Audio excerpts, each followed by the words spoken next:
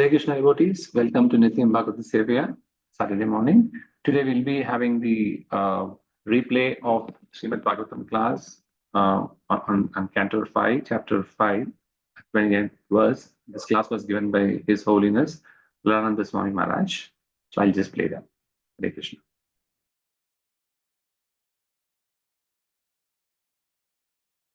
Srimad Bhagavatam, Canto 5, Chapter 5, Lord Rishabhdeva's teachings, text 29, which is all written in verse, in prose. So we'll just, since you wrote it on the board, we'll read the word for word. Jada, idle, anda, blind.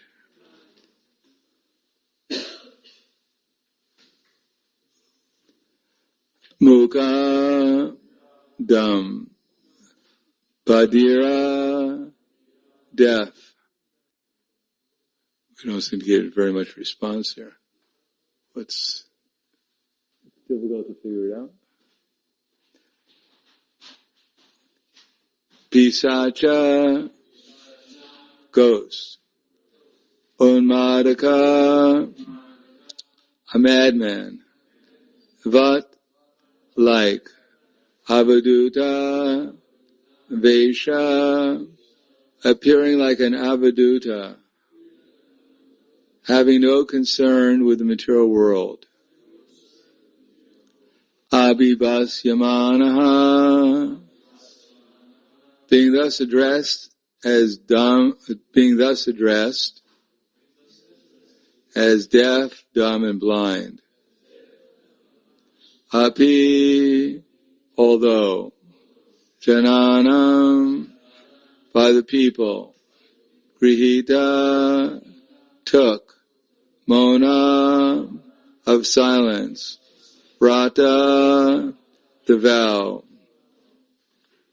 Tushnim babuva, he remains silent.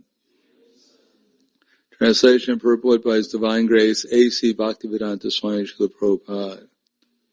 After accepting the feature of avaduta, a great saintly person without material cares, Lord Rishabhdeva passed through human society like a blind, deaf, and dumb man, an idle stone, a ghost, or a madman.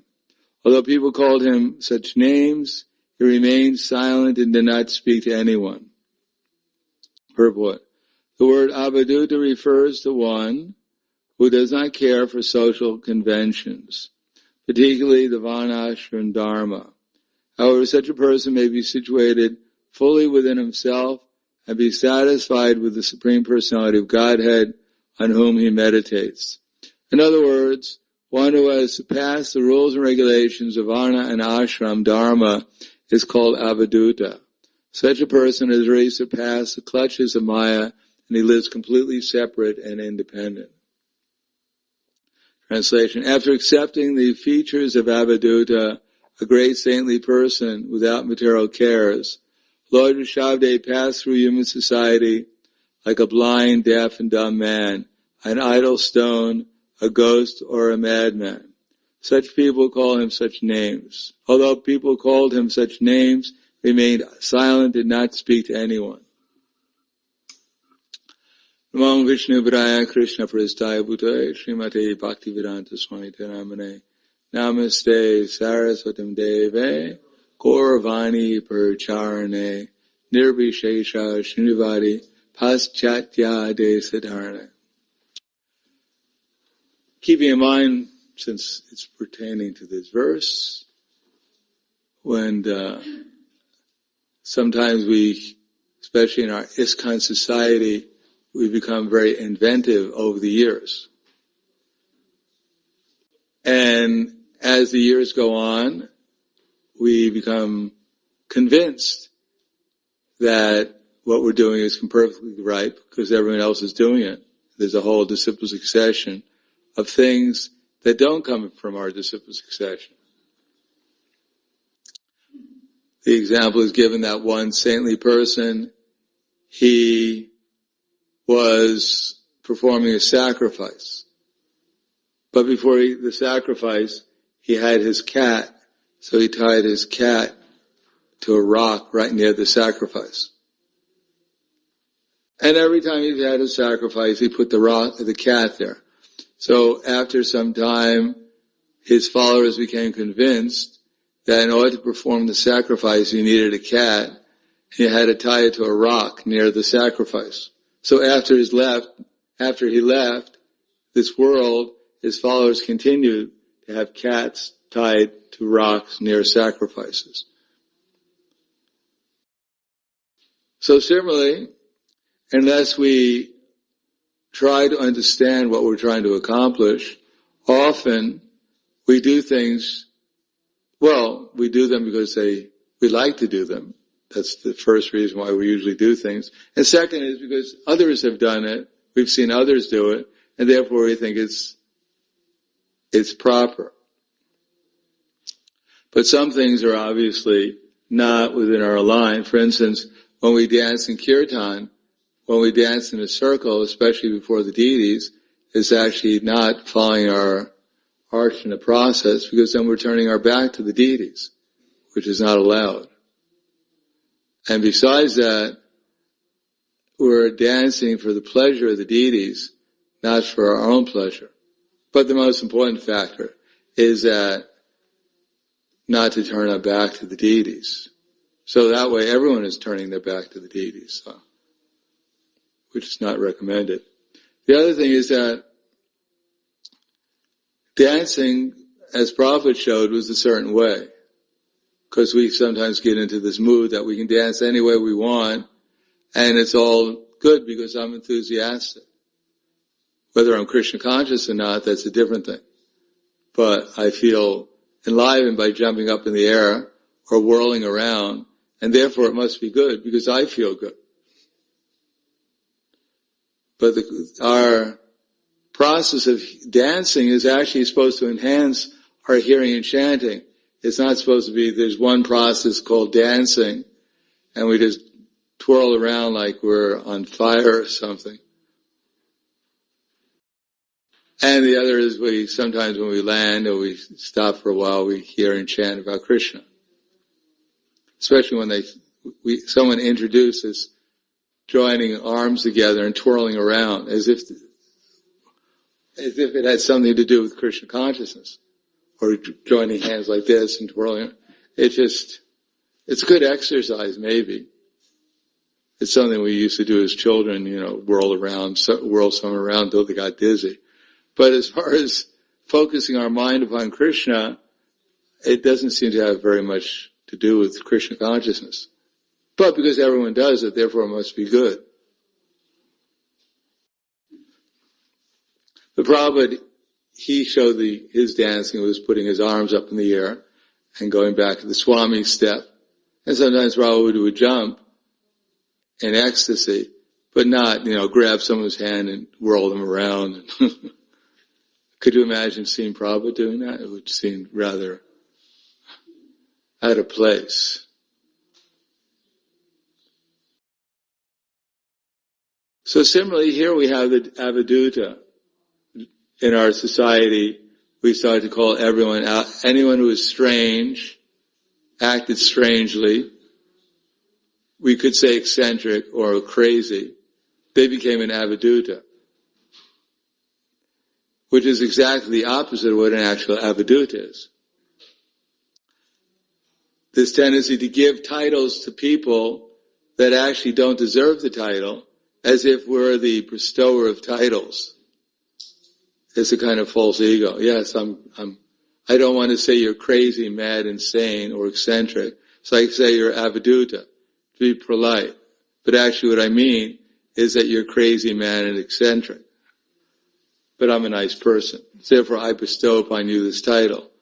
But then the title is misused because the Avadhuta was one who's on the topmost platform of spiritual realization, who's beyond the material modes of nature, not someone who's crazy, who's in the mode of ignorance. It's not really within our right to bestow titles to people. First of all, we don't even know what an Avadhuta actually is, because we don't know what a liberated person is necessarily, or can judge. And therefore to start giving out titles to people is rather presumptuous.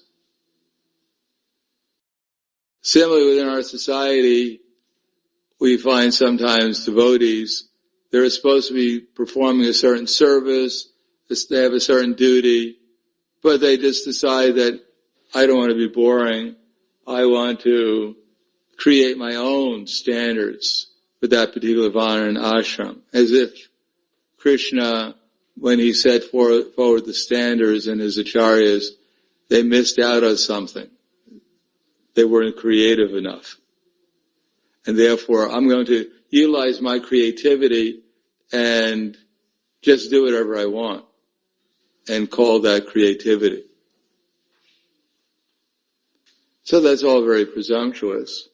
And not only that, but it's more or less in the line of Indra. When Prithvi Maharaj was performing his horse sacrifice, then he almost got up to 100. And Indra became very disturbed. Out of enviousness, he stole the horse, so that the horse sacrifice couldn't be performed.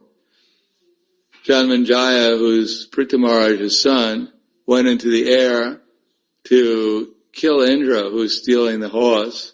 But Indra disguised himself in different ways, as different types of tantric yogis, different types of renunciates. And it was all a pretension. And this started things, according to Prabhupada, things like different types of irreligious sects imitated Indra's, assuming different dresses and different role and different so-called features of renunciation. So this is all irreligious. It may start out as something innocuous. For instance, sometimes we find the sannyasis, they even preach that this is, something like you don't really have to dress like a sannyasi. It's not really what you feel, what you're addressing is how you feel. As if Chaitanya Mahaprabhu could have put on a business suit. It didn't really matter because he was Krishna conscious. But why did he himself dress in a certain way if it didn't really matter? Why did his followers dress in a certain way? Why did they act in a certain way? Once we become creative, we can just do what we want. There's no authority ultimately coming from Krishna. We're not looking at what Krishna does. We're not looking at what Krishna's instructions to us are. Krishna may do something. For instance, Krishna may dance with 16,108 gopis, but he doesn't instruct us to do that. So therefore we can't do that. But Krishna doesn't instruct, so we have to follow what Krishna instructs us, but we can't do something that Krishna doesn't instruct us either. So Krishna and his followers, they have a certain dress, they have a certain lifestyle, they have a certain way of dancing, a certain way of chanting, certain chants. But we find it boring sometimes. Devotees find it boring. Why? Because they don't really chant properly, they don't dance properly, they don't do it properly so that they actually experience the internal energy of Krishna, which is the difference between material and spiritual. If we're in ecstasy, then it's spiritual. And if we're not in ecstasy, then it's material. In the spiritual world, no one is morose, and therefore no one is trying to become creative. Everyone is rushing out to see Krishna when he's coming back from the pasturing ground, but we decide we're going to stay home and watch it on television. We don't have to go out. I'll just meditate upon Krishna when he comes back from the pasturing ground. Do something different today. Why follow everyone else what they're doing? So this tendency to be creative generally leads to what's called Sahajiism. We change first, it usually is a little subtle. We just deviate a little bit, just like if you deviate a little bit, then after a while, the deviation becomes quite apparent that it's the deviation.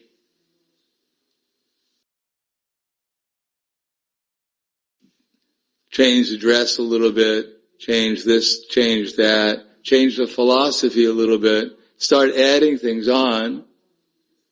When I first joined the movement, we had different chants. We were doing programs at the University of Buffalo. There's just a few devotees, but we only had the Hare Krishna mantra, so the devotees heard from other devotees who were in India about other chants. Shri Ram, Jai Ram, Jai Jai Ram, Gopala, Gopala. Luckily I forgot some of them. So Prabhupada came to Buffalo in 1969, and he heard the devotees chanting Shri Ram, Jai Ram, Jai Jai Ram, and he told our temple president, we don't chant these things. This is not what our acharyas chanted, and therefore we don't chant them either.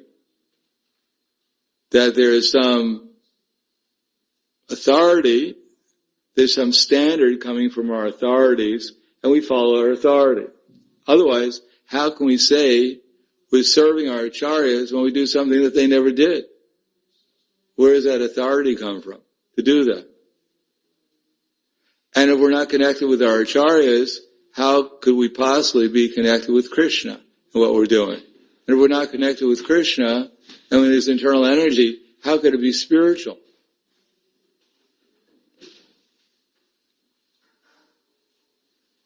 And if it's not spiritual, then how could it be devotional service? Now we ourselves are practicing. We're practicing to become Krishna conscious, to become spiritualized by not just contact with Krishna. It's not that we just jump over our acharyas and their instructions and example, and we just jump into Krishna. So it doesn't really matter what I do, as long as I'm chanting Hare Krishna somehow, or something in connection with Krishna, then it's perfectly all right, because what do I need these acharyas? They were old, and it was way back then, and they didn't really understand, and they probably didn't know, the latest steps. So just jump over them to Krishna, and Krishna, he knows, and therefore, it's perfectly all right. But Prabhupada didn't seem to do that. Prabhupada didn't add any chants. He chanted what the previous acharyas chanted. He danced as he saw and he heard how the acharyas danced, how they sung, how they ate, how they dressed. And if we want to do something else, and gradually it will be reverted into some other movement other than the movement coming from the previous acharyas. And the job of the authorities is not just to let devotees just be creative, because otherwise they'll become disturbed. How can you restrain us or restrict us? Because, we're voluntarily doing this. And if you don't like our arbitrary way of doing things, our creative way of doing things, then we'll leave or we'll get rid of you.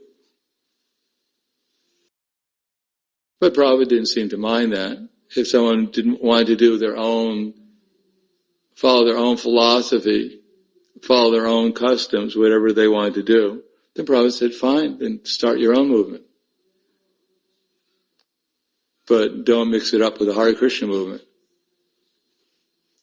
When Kirtananda, at that time Maharaj, he took sannyas from Prabhupada, and Prabhupada told him to go to England and preach. He decided not to do that. He came to America and dressed in black as a sannyasi and told everyone, don't follow the dress because it won't work in the Western world. Don't follow the dress that Prabhupada gave us because it wouldn't work in the Western world. People would think it was strange. As if his dressing in black, people would think it was perfectly normal. And he was actually preaching that to the devotees. The devotees got, at least at that time, they got quite upset. And Prabhupada just told Kirtananda that he wrote to the devotees that he's crazy, which he was. And he said if he wants to show something, then let him start his own movement and show how effective this particular preaching is going to be. But he shouldn't mix with our devotees. Later on we found that after Kirtananda Maharaj got hit on the head, unfortunately, that he did start his own movement. And he had all his followers dressed in these strange robes, even the monks don't. And they put all kinds of strange things in New Vrindavan. They put this huge Buddha, supposed to be Prabhupada. They had all these different groups come to New Vrindavan, Indian medicine men and all these strange, and the whole New Vrindavan became completely deviated until finally the police came and arrested people, the devotees. And Kirtananda Maharaj was put on trial for murder. Finally he was convicted for Reiko, conspiracy. And then things became a little bit more normal again until New Vrindavan became reinstituted within society, within the ISKCON society. But this idea I can just be creative, just do everything I want, even to the point the devotees used to think, maybe they still think, that we don't really have to follow the laws because we're transcendental. And therefore Krishna will protect us. The devotees sometimes used to do all kinds of illegal things with the idea that because we're transcendental, therefore we're beyond the laws of even the state. Lo and behold, when the state came and arrested them, they weren't transcendental enough to escape the reactions for their activities.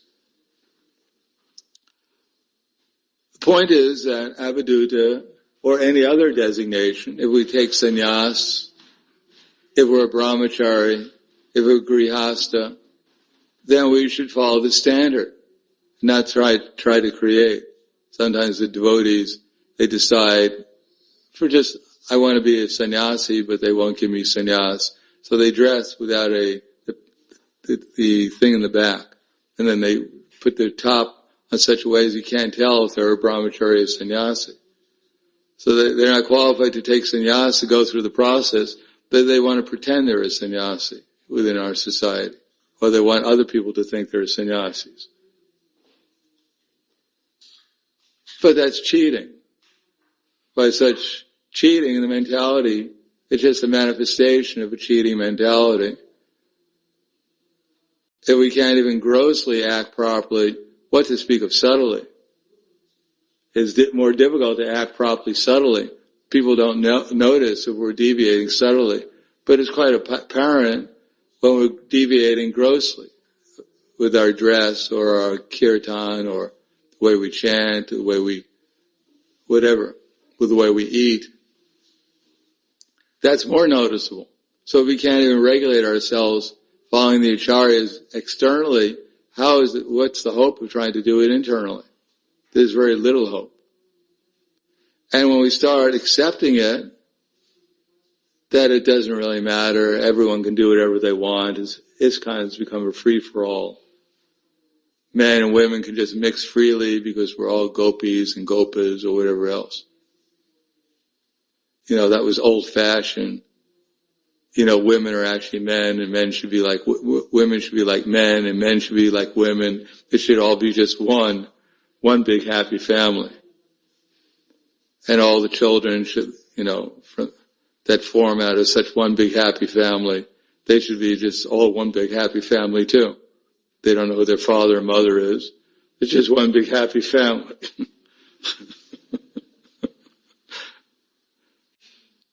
But there's a purpose behind the rules and regulations. This idea that God just is an old man and his followers are all old people. They just arbitrarily just make up rules and regulations out of frustration, just to frustrate all the young people. That's some kind of mental conception of what God is. So all the rules and regulations given by Krishna and our acharyas, they're all meant to actually help us become Krishna conscious. Even in the spiritual world, they follow rules and regulations. When Gopakumara came to Vaikuntha, then he met with Uddhava and Narada Muni there. Gopakumara was morose because he was missing Gopal from Vrindavan, being in Vaikuntha. But there he found that, well, when Narada Muni saw he was morose, then he told Uddhava, this is actually in Dwarka, he told Uddhava to preach to him. So Uddhava said, no, I can't preach to him. He said, I'm a Kshatriya, you're a Brahmana. So Narada Muni started to laugh. He said, we're in Dwarka, we're in the spiritual world, and you still have this conception of I being a Brahmin, you being a Kshatriya. So Uddhava said, no, Krishna likes that. Krishna here, he's also a Kshatriya in Dwarka. So Krishna likes that. So therefore we follow it. Even in the spiritual world they follow it. So what to speak of in this platform? Generally it's the rebellious nature that the conditioned soul has. His desire for profit, adoration, distinction, wanting to be distinct. Therefore he creates things that makes him distinct from everyone else. And if anyone tries to apply the principles that are coming down from our acharyas, they're considered to be too strict, too conservative. Even they say that they told Prabhupada, one interviewer asked Prabhupada, why are you so conservative? Prabhupada said, how can I be conservative? He said, actually, I'm amongst the acharyas, I'm being very liberal. Allowing at that time men and women to live in the same building or to give second initiation to women. That was considered quite extraordinary by his godbrothers. To allow them to mix even to that degree. So Prabhupada said, I'm being very liberal. But Prabhupada didn't compromise on some things. And if we think, Prabhupada wasn't liberal enough, I can compromise on all these things and create my own ideas, manifest my own ideas, then we must be on the same level as Prabhupada of realization. And if we're not, then the result is we'll simply become asara eventually. We'll deviate from the standard and we won't be able to obtain a deeper level of Krishna consciousness because we're not developing our proper service attitude towards the acharyas, following them and accepting their mood, not only their mood, but accepting their instructions, their examples, and following it. And then one can actually enter in, by the service attitude, Krishna will allow one to enter into the deeper levels of Krishna consciousness. Otherwise, if we defy the acharyas or neglect them, then it won't be possible. So I'll stop there. Any questions? Comments? Yes. Hare Krishna. About dancing, I read somewhere that Krishna said that somebody who dances ecstatically in front of the deities, you're divides him. Yeah. What is ecstatic dancing? Well, it means you should be ecstatic. Ecstasy usually comes from the internal energy.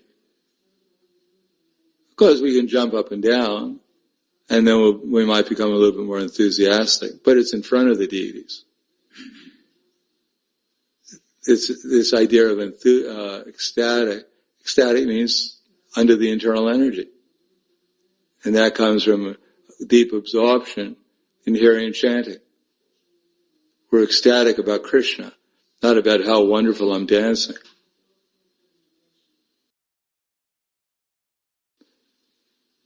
Or as Nityam Maharaj once said when he was in Brazil, the brahmacharis wanted all the ladies to go out, to move out of the temple. So Nityam Maharaj said, but if you move all the ladies out of the temple, who do the brahmacharis dance for?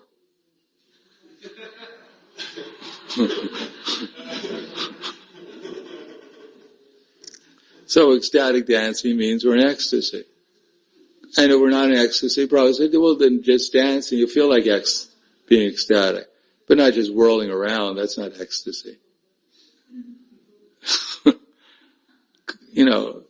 Start whirling around the temple, go as many times as you want, see how ecstatic you become in Krishna consciousness. How much you remember Krishna while you're whirling around.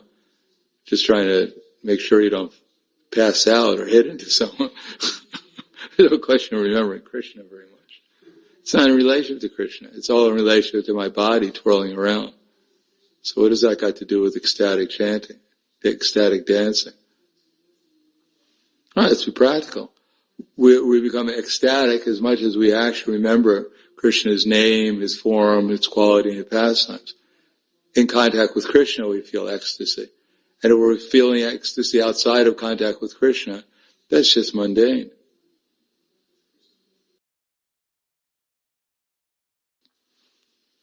It's mundane enthusiasm. It means at least we're absorbed in something, but it's not Krishna consciousness, nor will it purify us of sinful reactions. And many people who are in gymnastics, they're not being purified of anything.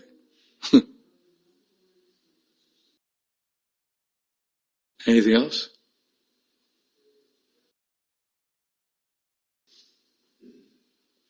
Yes. Actually, now we explain us how we should follow our rules rules in our society standards. And you also explain a little bit, how it's dangerous kind of remixing, But we are in the West and outside influence is so strong. So, like example, how we should prepare, when we see like example, because people like a brahmachari, we respect brahmachari and we support them to brahmachari prata and also sannyas prata. Like example, when the ladies, when they say charinamrita, or they offer to the water for the wash against brahmachari or sannyasi, how we should told that this person don't do these things because they're brahmachari and sannyasi or... Well, it's better. Prabhupada said that had to have the perfect arrangements, but generally the senior devotees should understand what the standards are. In other words, we're supposed to learn the culture of Krishna consciousness. And part of the culture is not just, the Western culture is the culture. Western culture means that there is no culture. Whereas when Gandhi went to England, and they asked him, what do you think of English culture? And his response was, I think it would be a good idea. They asked Gandhi, what do you think of English culture? And he said, I think it would be a good idea. There is no culture. Culture means freedom from material desire. Matrivat paradareshu, paradwareshu lostravat. Atmavat sarabhuteshu yakpashyati sapandita. Human culture begins by seeing every lady, except for one's wife, to be just like one's mother. And to see everyone's property to be just like, except for one's own, to be like garbage in the street. And to see everyone as a spiritual being. So that's the beginning of culture. Without that, there is no culture. So in order to propagate that culture, there is some kind of etiquette in the dealings between ladies and men, especially, because everything begins with lust. And generally lust is all based on sex desire to different ways. So sex desire is restricted and it's more or less dovetailed we could say dovetailed into Krishna's service. But sex life is what's regulated as the first principle in the Veda culture. Therefore, brahmachari, grihastha, vanaprastha, and sannyas is based upon the relation between men and women. Chaitanya Mahaprabhu, women did not even approach him. They only offered respects from a distance. Now, if we think, well, that was 500 years ago, that was Indian culture, we've missed the whole point. Chaitanya Mahaprabhu did not come with Indian culture. He came with the spiritual world. His followers were not from India. They were from Goloka Vrindavan. That's according to our acharyas. And we don't accept that. We don't accept that Goloka Premadana, Harinama Sankirtana, that this chanting is coming from the spiritual world. Then we should go somewhere else. This movement is meant, accepts the fact that Chaitanya Mahaprabhu and his followers are coming from the spiritual world, not from some particular Indian culture. So he himself said the example is the sannyasi. If we reject his example, we're rejecting God himself. There's no question making an advancement if you don't accept the incarnation of God. Now our acharyas can make certain adjustments because Prabhupada made certain adjustments. But the idea was not to perpetuate a particular consciousness that a particular society has manifested. Like, for instance, in the Western world, this intermingling between men and women is simply based upon sex life, free sex. It wasn't possible to change the culture. But the idea is if we become purified, then we'll start noticing it's better not to freely intermingle between men and women. We're not so transcendental, and that leads to certain problems. Sex life, unrestricted sex life is the basis of all the problems in the material world. And when we start realizing that, then yena tena pukarina manak krishnani sevaya. The beginning, let them just chant Hare Krishna, Srila Rupa Goswami says, but then, when they become purified, then start applying the rules and regulations. Beginning, you apply the rules and regulations, they won't chant Hare Krishna. So let them chant Hare Krishna, take prasadam, and then gradually let the rules and regulations come. When people realize that women are like fire and men are like butter. And therefore, some appropriate regulation should be there. And that depends upon how cultured the followers are, how much they've understood it. And to think that there's going to be perpetually a Western culture, there is no culture in the West. It's animal life. We're trying to introduce culture into an animalistic society. If it's done too fast, people will reject it. And if it's not done at all, there won't be any progress in Krishna consciousness. And we think it's the standard. We think men and women freely mixing together is the standard, but it doesn't work that way. It didn't work that way in Chaitanya Mahaprabhu's movement, and that's what we're supposed to be, part of his movement. But how to apply that takes some intelligence. But it's not that some lady has the handing out Charanamrita and someone should, tackle her from the back of the room, grab the Charanamrita, spilling half of it to save the poor sannyasi who was about to take Charanamrita from her. Might become the victim of Maya Devi. No, we have to be a little considerate of what the circumstances are and what the education of the devotees are. Generally, a lot of our problems, just as a sidelight, a lot of our problems come from the lack of engagement of the devotees. They're not properly engaged, fully engaged. And therefore, sometimes they feel like they need to do some personal service. Because they're not getting enough ecstasy. And we've gotten this philosophy that ecstasy comes from personal service. You have to personally serve the advanced devotees in order to make any spiritual advancement.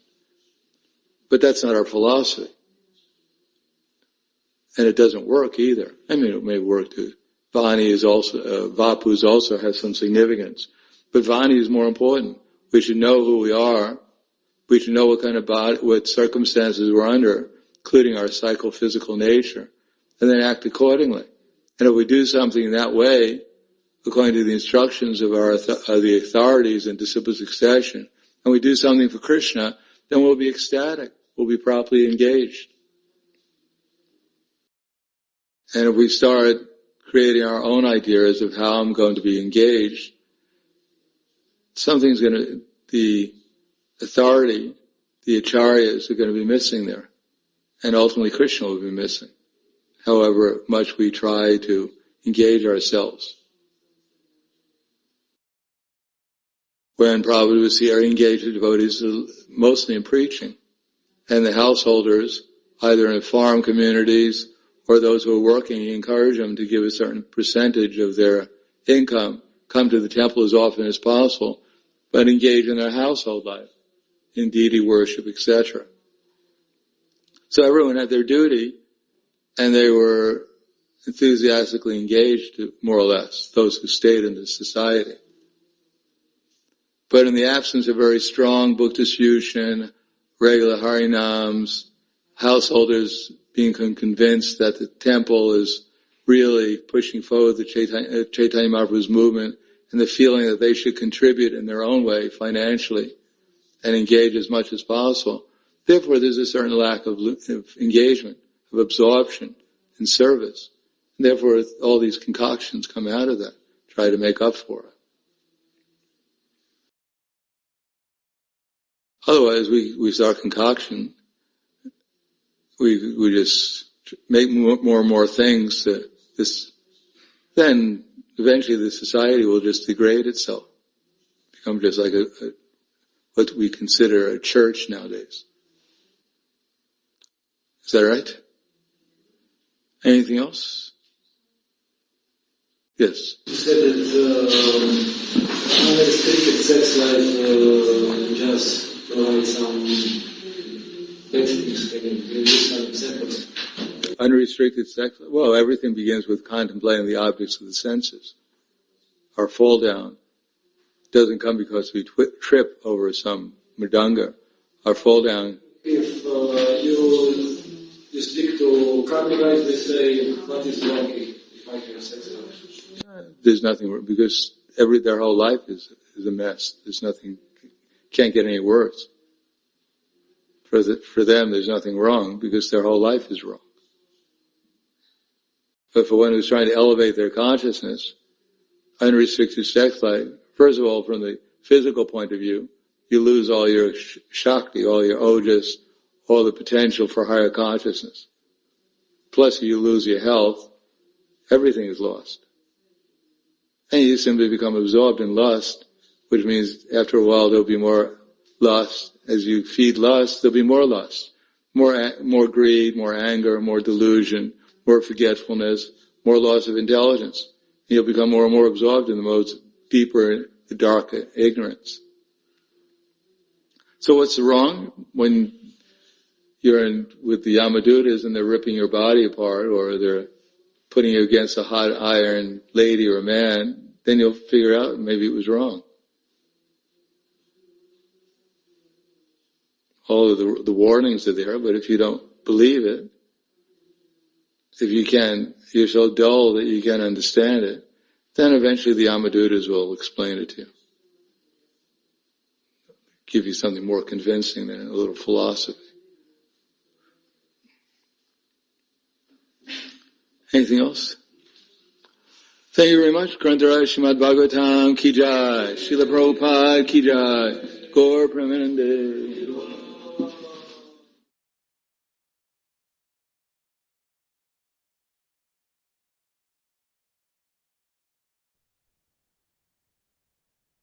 Krishna, it was a wonderful class by His Holiness Prahladananda Swami Maharaj. I just share a few points which I just noted down. He emphasized, in fact, Maharaj emphasized on not to do things whimsically. He said not to follow things in a more mechanical way without knowing the purpose. And performing service by creating our own standards is actually leads to irreligion. That's what he was trying to quote, giving the example of Ritu Maharaj and Indra, how that episode happened. And he said, you started setting your own standards and do things, it's not appropriate. And he also said that it's actually no authority from Krishna. That's why it becomes a religion. And he's talking about, following Krishna's instruction and not on our own terms. And then he was also putting across to say, how can that be seen as serving our own acharyas? Because they have set the standard and we can't jump over them. And that was a very, very important statement, I thought, to understand that. And by doing that, we start thinking that we are transcendental and we can so do anything, and it can lead to many illegal things as well. Maharaj covered a lot of things about how all the ashramas should follow the standard, and he was talking about people may think it is very old system and everything, but he was saying that Prabhupada, he made sure that Prabhupada could actually make it was not so conservative. He was quite liberal, but it's important to know he can set standards, but it's not that we can whimsically think we can also set our own standards accordingly. And he was also saying that there's a purpose behind the rules and regulations, and these are not made out of any frustration. The importance of regulation, he just talked about it in the question answer session, and also the significance of Vani Seva. This is what I could actually capture in this. I will just unmute lines for devotees to share other realizations in this from this class. Can you check if you can unmute line, please? Yes, Prabhuji, we can. Hare Krishna. Hare Krishna. So I thought, I just logged in the last maybe 10-15 minutes, but I felt the class was very important, very sensitive, especially for the next generation that is coming up in our ISKCON communities, the culture aspect, Prabhuji. Maybe the other day, few of us were sitting and discussing the same topic, where how the culture is different here and how culture is different outside India or Western cultures, the so-called Western culture, right? Where multiple marriages are not so talk of the town, whereas for us it is like a social taboo or a stigma, and which is a very good aspect. It keeps a check on a lot of things. We do have a culture of Matajis and Prabhu sitting different, whereas it might be an offense rest of the other side of the other part of India. Outside India, it might be different. So I think it is very important, this topic, that Prabhupada has given this, has ensured that we sustain and retain that culture going ahead and for many more years to come. Thank you for sharing this wonderful class. Hare Krishna. Thank you, Prabhu. This is actually again our Sankarshan Prabhu chooses the class. Amazing. And thank you for bringing this point, because it was very important. I missed that because he talked about how to even define culture. He's saying that he took a stand to say in Western culture, what he says culture is not even a human culture, it's more animalistic culture. And he was trying to emphasize over there to say what is culture is you should come out of the bodily platform in the first place. That's when you can understand things of what culture actually means. And he also talked about the reference where I think it was Rupa Swami, not sure, but he said that first let people come and chant and they get purified and then they can follow the standard. To expect everybody to follow standard from day one would not be not a good proposition, because it will be too hard for them to take it. Thank you, Prabhu. Yes. And do we know where this class was held? No, Prabhu, I don't have that information. But may not be definitely not India, right? No, this is not in India. Yeah, it looks like, because all the questions also you could hear was. Because I really appreciate. I was like, when I was hearing the class, I was really appreciating that Maharaj sitting at some other Western part and then talking that Western culture is animalistic. That is what Srila Prabhupada has done. Yeah, and in fact, in this case, actually, Maharaj tried to say the point that when we get whimsical, we can go to any far. You can go to any far and say, hey, we can all be one family. He was saying, I don't even know my father, mother, it could be anything, fine. He was trying to put that to say it can go very whimsical. So be very careful. Yeah. Don't get too creative. That's what he was emphasizing. Don't get too creative. Yes, please. Thank you. Thank you. Any other realization or comments more from the point of view, or any other point which is covered which I missed?